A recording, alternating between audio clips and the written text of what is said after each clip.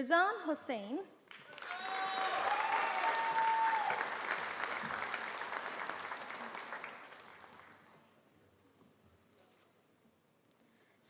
And to that end, in the spirit of this celebratory occasion, we strongly encourage applause after each graduate.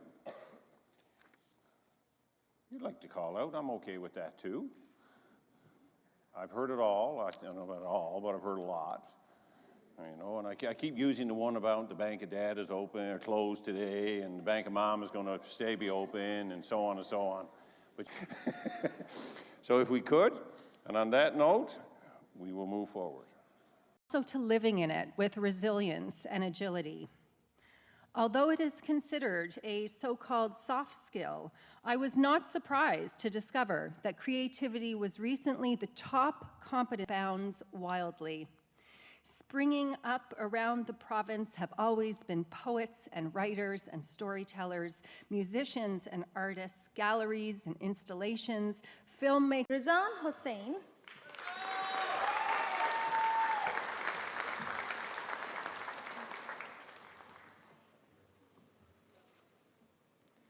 So to living in it with resilience and agility.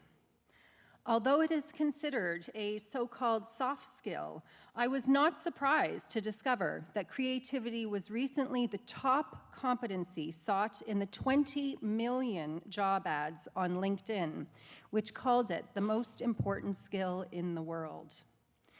It is the greatest change agent we can access, and it is an endlessly renewable resource, a kind of wellspring of newness, limited only by how much we foster and value it. Creativity is not only the fuel for art and music, of course, but the spark of innovation and experimentation much more broadly. It is the catalyst for all scientific discoveries and medical breakthroughs, the engine driving every technological revolution or entrepreneurial venture, essential to the expression of empathy and to social disruption and activism.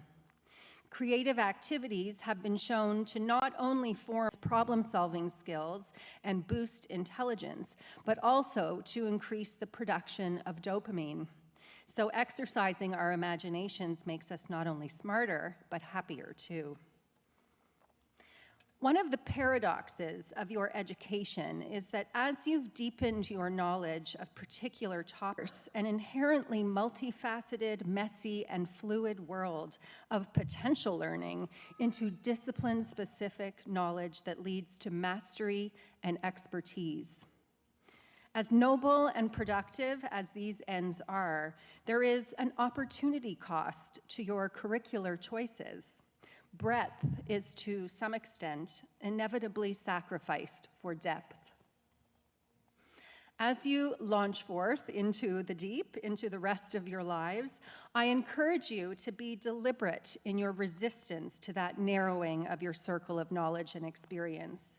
And you can do this by staying open, staying boldly curious, and letting your creativity and imagination wander, expand, and thrive.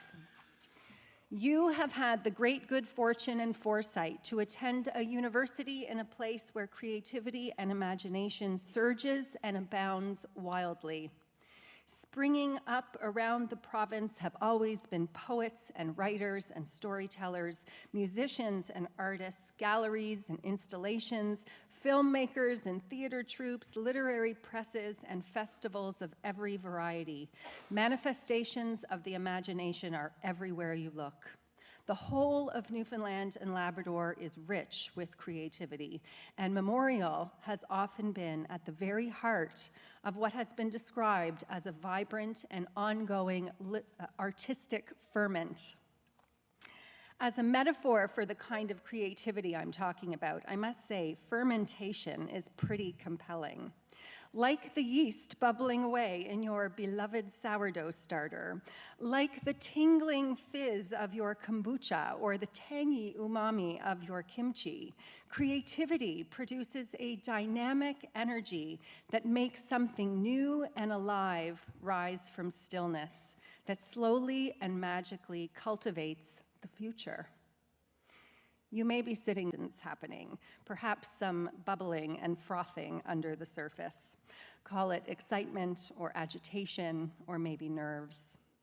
But when you rise to cross this stage, I hope you will see this moment of stillness less as an ending than as a powerful beginning, because one thing is certain, you are not finished.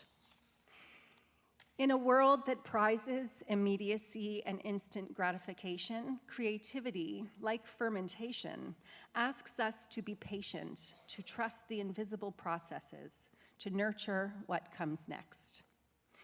You are in an ongoing dynamic process of becoming. You don't need to rush your brilliance. You don't need to throw out your wild ideas. Instead, nourish them. Because what begins in the quiet of your imagination can be cultivated into something wonderful, something that feeds minds, moves hearts, and transforms worlds. A dazzling aura of the profoundly new, an image of your future. It's yours to create. Congratulations.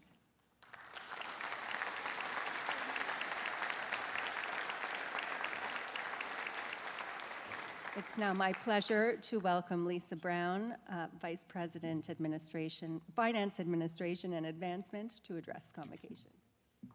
The best interest of the country. To the men can be and should be entrusted the administration of the country. On their manly shoulders, the weight of political and commercial life can rest lightly. But to the women with keener intuition and more delicate mother instinct task of nurturing the soil in which the seed of character is to germinate and grow. Likely around the same time, Sadie Organ could be teaching a class. In the 1920s, she won the Senior Jubilee Scholarship, studied math and physics at McGill University, and returned to Memorial to teach and volunteer. She was a brilliant scientist, but like so many women of her time, she was not paid for her expertise. The idea of manly shoulders and delicate mother instincts was everywhere in those days, but not everyone accepted that.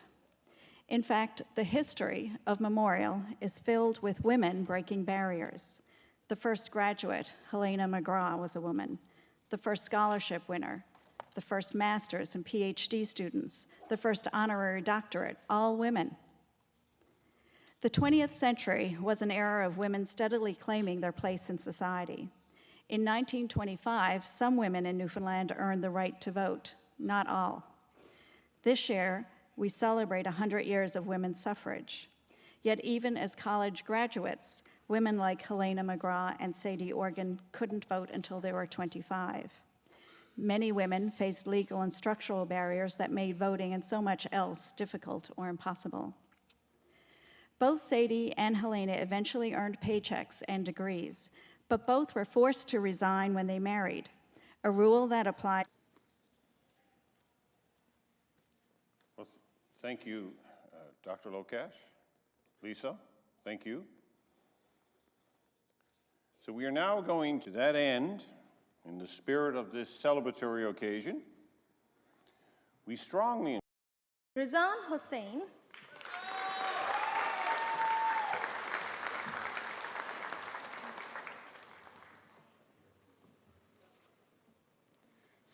And to that end, in the spirit of this celebratory occasion, we strongly encourage applause after each graduate. If you'd like to call out, I'm okay with that too. I've heard it all. I don't know about it all, but I've heard a lot. You know, and I keep using the one about the Bank of Dad is open or closed today, and the Bank of Mom is going to be open, and so on and so on. But so if we could, and on that note, we will move forward. So to living in it with resilience and agility. Although it is considered a so-called soft skill, I was not surprised to discover that creativity was recently the top competent bounds wildly. Springing up around the province have always been poets and writers and storytellers, musicians and artists, galleries and installations, filmmakers. RIZAN HOSSAIN